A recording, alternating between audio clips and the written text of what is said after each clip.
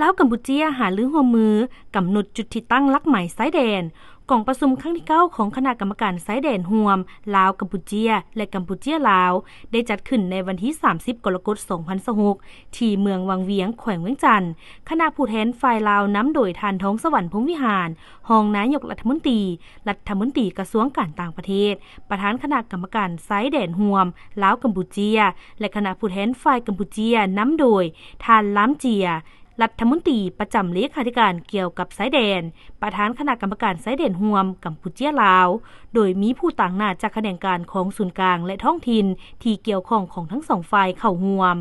กองประชุมได้รับร้องผลการปฏิบัติเวียกงานภาคสนามของคณะวิชาการเทคนิคทั้งสองฝ่ายในการกำหนดจุดที่ตั้งหลักหมายชายแดนเพื่อปักหลักหมายชายแดนแบบใหม่เปลี่ยนแทนหลักหมายชายแดนแบบเก่าและปักหลักหมายชายแดนเพิ่มเติมตลอดเส้นชายแดนลาวกัมพูเชียนับแต่เดือนพฤษภาคม2023มาฮอดเดือนมิถุนายน2026สองฝ่ายสามารถกำหนดจุดที่ตั้งหลักหมายชายแดนอยู่พื้นที่ตัวจริงได้จำนวน364จุดรวมเอา